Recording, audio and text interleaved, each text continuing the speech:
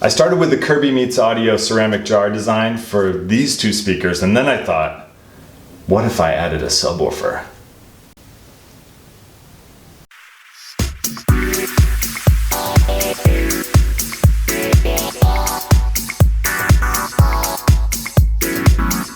Take two 3-inch full range speakers mounted in jars and add a larger jar with a 5¼ inch subwoofer, and the jar speaker system is born.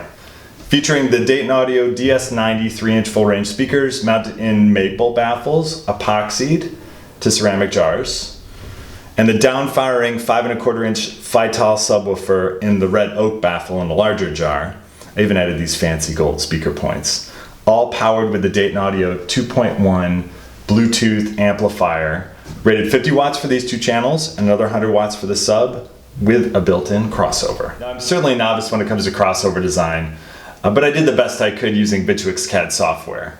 I came up with two different crossovers for the midwoofers and did a little A/B testing to see which one sounded best.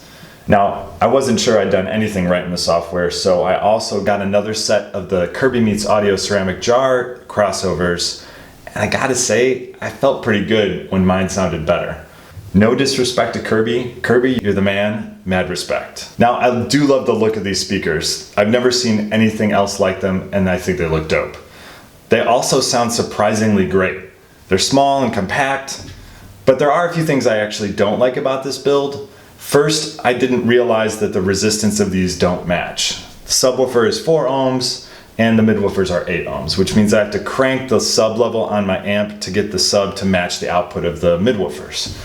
Also, I put a crossover into the sub, which is totally unnecessary because the amp has a built-in crossover, duh.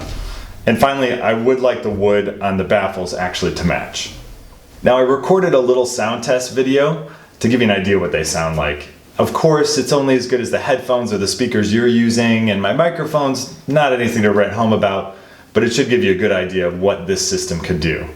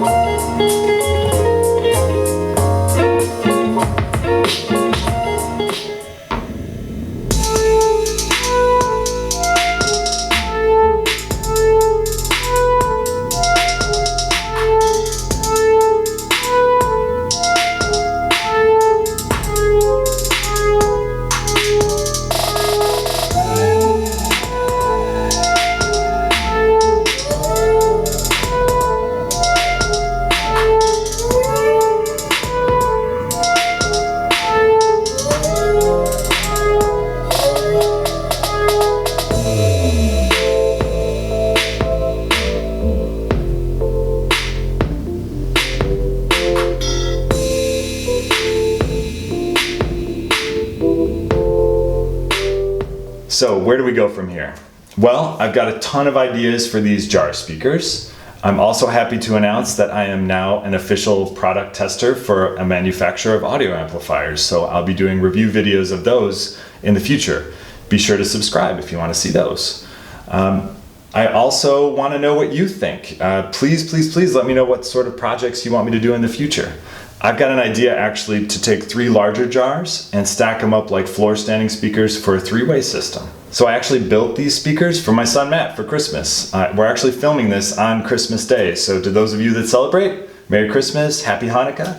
But I want to bring them on the channel in a second, show them how to work the amplifier, get the settings just right, and give it a little listen using actually some music that my other son Andrew wrote. All right, so let's bring my son Matt in and teach him how to use this amplifier. Hello everybody. All right, so he's gonna play a track by his brother that he came up with recently, so let's hear that. All right, so on this amplifier you have 4 knobs.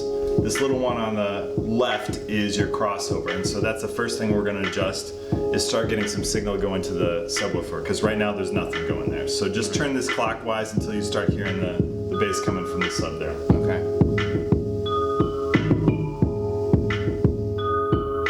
So you can hear it kind of coming in there. Yep. Yes. Okay, so now we've got that. Now I want you to crank up the sub line, that's the next knob there. Crank it all the way up so we've got full power going to the sub. Okay. Obviously, if it starts to distort, we can back off a little bit. Definitely a lot fuller. Right. Now, we lost some of the high ends in this too, so we want to crank up the tone control on the other main speakers, and that's this next knob there. So turn it up till you can hear that, kind of like that snap or that hit, Right. nice and crisp.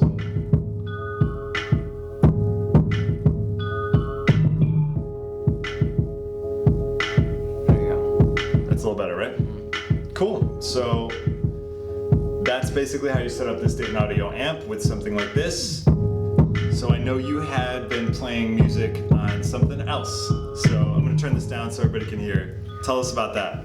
Right. So basically, I was just trying to find an alternative to my Google Home. Now I didn't have a Google Home like as a speaker, but I realized at some point you could play music off of it. That's all that I had. So I've been playing music off of a tiny little Google Home in my apartment, and I knew as soon as Alex started, experimenting with these speakers that I wanted something. I said, you can definitely make something better than what I have at home. Absolutely, for sure. And I think this absolutely proves that. Like, I did not expect this out of these speakers. Definitely not. Definitely better than the Google Home. But I know for a fact, just playing music off my Google Home in my college apartment, it wasn't loud enough. Part of this is that, like, I don't think even that if you looked at these initially that you would know these were speakers. I think this is really so cool about it. I really do like it, Alex. Awesome. I'm glad you like it. Mm-hmm. So Merry Christmas, right? Happy Hanukkah to everybody else. If you like this video, give it a thumbs up. If you didn't, go outside and yell at somebody. Otherwise, hit subscribe. Come back and check us out in the next one, and maybe Matt will join us again sometime down the road. Mm-hmm. That's it, guys. Have a good one. Society. That's a difficult question because I didn't know we were in the information society.